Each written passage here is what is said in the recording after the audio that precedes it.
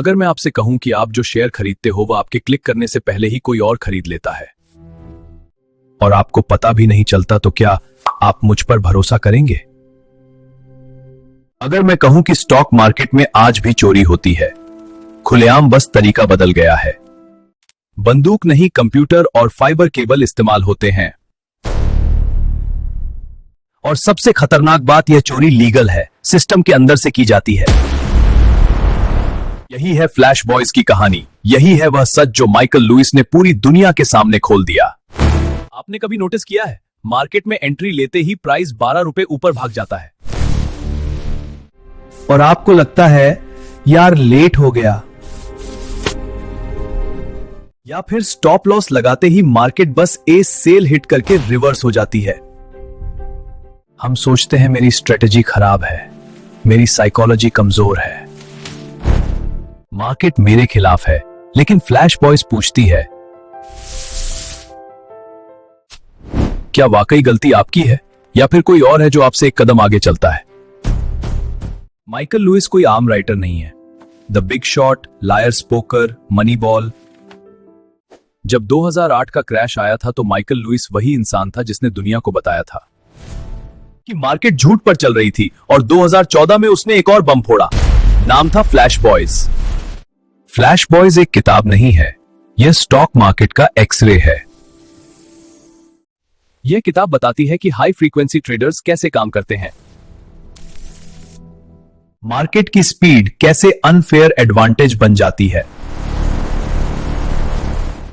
Retail trader हमेशा late क्यों होता है और सिस्टम अंदर से बायस्ड क्यों है। अब कहानी शुरू होती है एक ऐसे इंसान से जो खुद वॉल स्ट्रीट का हिस्सा था। नाम ब्रैड कासुयामा। ब्रैड कोई रिबेल नहीं था, कोई एक्टिविस्ट नहीं था, वो बस एक सिंपल ट्रेडर था जो आरबीसी बैंक में काम करता था। एक दिन ब्रैड ने कुछ अजीब नोटिस किया। जब भी वह किसी स्टॉक के 500 शेयर्स खरीदने की कोशिश करता तो सिर्फ कुछ ही शेयर्स मिलते, बाकी शेयर्स प्राइस ऊपर जाकर गायब हो जाते। ब्रैड कंफ्यूज था। मैं सेम प्राइस पर ऑर्डर डाल रहा हूं, सेम एक्सचेंज पर डाल रहा हूं, फिर प्राइस भाग क्यों जाता है? उसने डेटा चेक किया, चार्ट्स नहीं, टाइम स्टैम्प्स, और जो उसने देखा उसने उसकी नींद उड़ा दी। मार्केट उसके ऑर्डर को देखकर उससे पहले ही रिएक्ट कर रहा था। स्टॉक मार्केट में आज सबसे बड़ी पावर है स्पीड। जो ट्रेडर 1 मिली से भी तेज है वो करोड़ों कमा सकता है। हाई फ्रीक्वेंसी ट्रेडर्स मार्केट को प्रिडिक्ट नहीं करते, वह मार्केट से पहले पहुंच जाते हैं। ब्रैड ने रियलाइज किया कि कोई ऐसा है जो उसके ऑर्डर को बीच रास्ते में देख रहा है।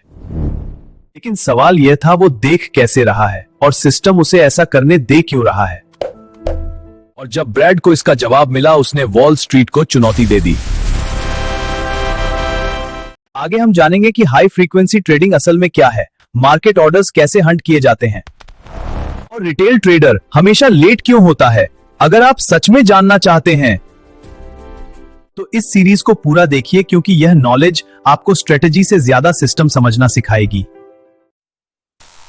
पिछले पार्ट में आपने देखा कि ब्रैड कासुयामा को महसूस हुआ मार्केट उसके ऑर्डर को बीच रास्ते में पड़ रही है। लेकिन सवाल अब और खतरनाक है, ऑर्डर किसने देखा, कब देखा, और सबसे बड़ा सवाल कैसे देखा। आज पार्ट 2 में हम उस सच्चाई तक पहुंचेंगे जहां से रिटेल ट्रेडर की असली लड़ाई शुरू होती है। हाई फ्रीक्वेंसी ट्रेडिंग, असली दुश्मन की एंट्री। अब मैं आपको एक ऐसा शब्द बताता हूं जिसे सुनकर वॉल स्ट्रीट कांप जाती है। हाई फ्रीक्वेंसी ट्रेडिंग यानी HFT। यह कोई स्ट्रेटेजी नहीं है, यह कोई इंडिकेटर नहीं है, यह साइकोलॉजी भी नहीं है, यह है सिर्फ स्पीड का खेल। HFT को सिंपल भाषा में समझिए। मान लीजिए आप NSE में रिलायंस के 1 लाख शेयर खरीदना चाहते हैं। आप ऑर्डर डालते हैं और आपको लगता है बस बाय हो जाएगा, लेकिन सच्चाई यह है बुज। आपका ऑर्डर एक ही एक्सचेंज नहीं जाता, वो कई एक्सचेंजों में टूट जाता है।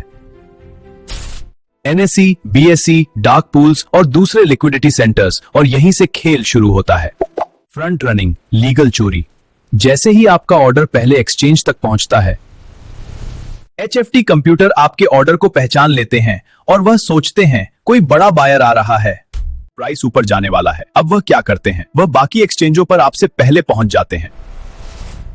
वह शेयर खरीद लेते हैं और जब आपका ऑर्डर वहां पहुंचता है तो प्राइस पहले ही 1 या 2 पैसे ऊपर जा चुका होता है। अब आप सोचते हैं मार्केट बहुत फास्ट है, लक खराब है, स्टॉप लॉस क्यों कट गया? लेकिन फ्लैश बॉयज कहती है आप लेट नहीं हो, आपको जानबूझकर लेट किया जा रहा है। मिली सेकेंड वॉर जहां पैसा बनता है, वॉल स्ट्रीट में आज लड़ाई चार्ट की नहीं है, आज लड़ाई है माइक्रो सेकेंड की। 1 मिली से बराबर 0.001 सेकेंड और एचएफटी फर्म्स इसी 0.1 सेकेंड में अरबों रुपए बना रही हैं। माइकल लुइस बताता है,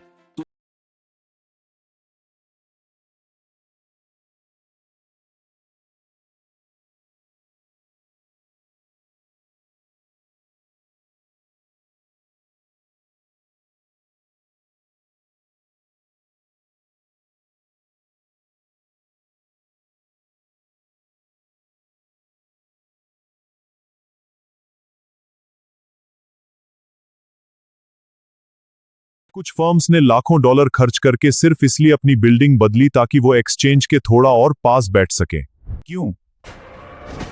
क्योंकि दूरी मतलब डिले और डिले मतलब नुकसान। अब कहानी यहां और गहरी हो जाती है। एक कंपनी ने न्यूयॉर्क से शिकागो तक सीधी फाइबर केबल बिछाई। पहले सिग्नल जाता था 17 मिलीसे में, नई केबल से सिर्फ 13 मिलीसे में, सिर्फ 4 मिलीसे का फर्क। लेकिन उन 4 मिलीसे ने उन्हें हर ट्रेड में आगे कर दिया। अब सवाल आता है, एक्सचेंज ये सब होने क्यों दे रहे हैं? जवाब बहुत सीधा है, पैसा। एक्सचेंजों ने स्पेशल सर्विसेज बनाई, colocation, faster data feeds, premium access. जो जितना ज्यादा पे करे उसे उतनी ज्यादा स्पीड, और रिटेल ट्रेडर वो तो normal internet, normal broker, normal speed पर है। मतलब रेस शुरू होने से पहले ही आप पीछे खड़े हैं। ब्रैड कासुयामा ये सब देखकर अंदर से टूट गया, क्योंकि वह समझ चुका था कि यह मार्केट अनफेयर है।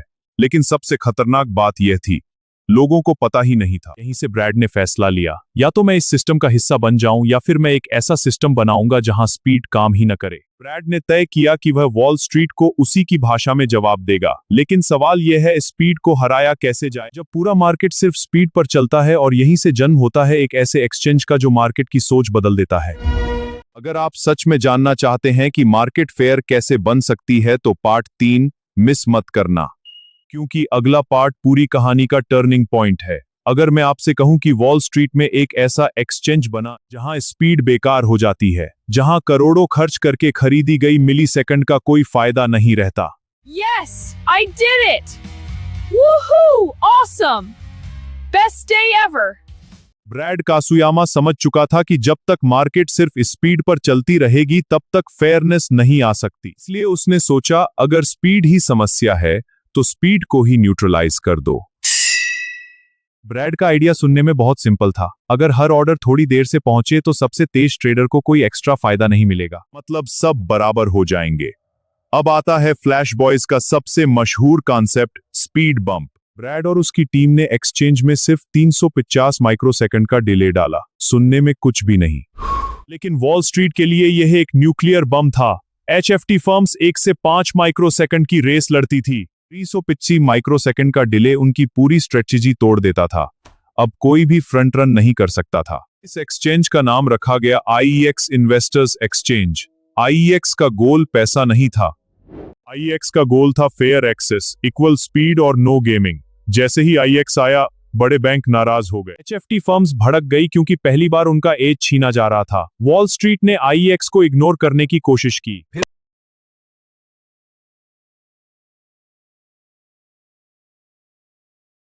ब्रैड अकेला पड़ गया। उसके पुराने दोस्त उससे दूरी बनाने लगे, लेकिन वो रुका नहीं, क्योंकि अब यह सिर्फ बिजनेस नहीं था, यह इंसाफ की लड़ाई थी। अब आप पूछेंगे, इससे हमें क्या सीखना चाहिए? बहुत बड़ी बात।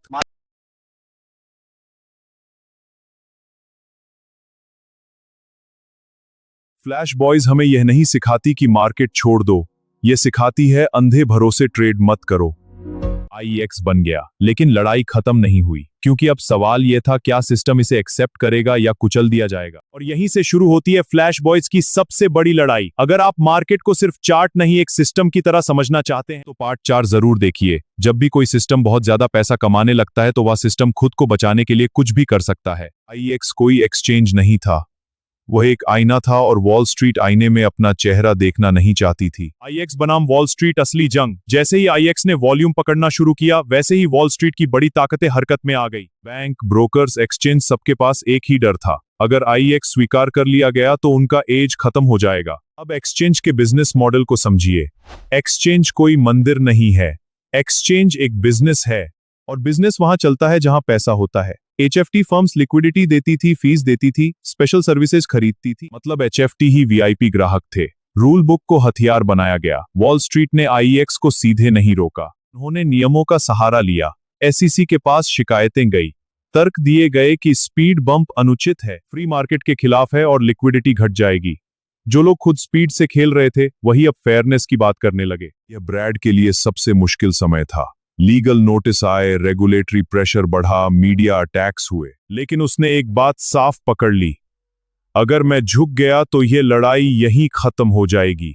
इसके बाद मीडिया वॉर शुरू हुआ और नैरेटिव कंट्रोल की कोशिश की गई। कुछ मीडिया हाउसेस ने लिखा कि आईएक्स मार्केट तोड़ देगा और रिटेल ट्रेडर्स को नुकसान होगा, लेकिन माइकल लुइस ने वही किया जो वह सबसे अच्छा करता है, उसने सच को एक कहानी बना दिया। फ्लैश बॉयज का यही असली असर था। जब फ्लैश बॉयज पब्लिश हुई तो पहली बार रिटेल ट्रेडर्स ने सवाल पूछने शुरू किए कि ऑर्डर्स कैसे एग्जीक्यूट होते हैं, प्राइस क्यों भागता है और स्पीड आखिर किसके लिए है। अवेयरनेस सबसे बड़ा खतरा बन गई। अब सबकी नजर एसईसी के फैसले पर थी। सवाल यह था कि क्या आईएक्स को ऑफिशियल एक्सचेंज का दर्जा मिलेगा। यह सिर्फ एक कंपनी का सवाल नहीं था, यह सवाल था कि मार्केट फेयर है या सिर्फ फर्स्ट। टेंशन अपने चरम पर थी। एक गलत फैसला आईएक्स को खत्म कर सकता था और एक सही फैसला वॉल स्ट्रीट का बैलेंस बदल सकता था। अब यहां आप और मैं आते हैं। फ्लैश बॉयज हमें यह नहीं सिखाती कि साजिशें सोचो, बल्कि यह सिखाती है कि ब्लाइंड ट्रस्ट मत रखो, सिस्टम को समझो और स्लो रहो लेकिन अवेयर रहो। यही इमोशनल रियलिटी है।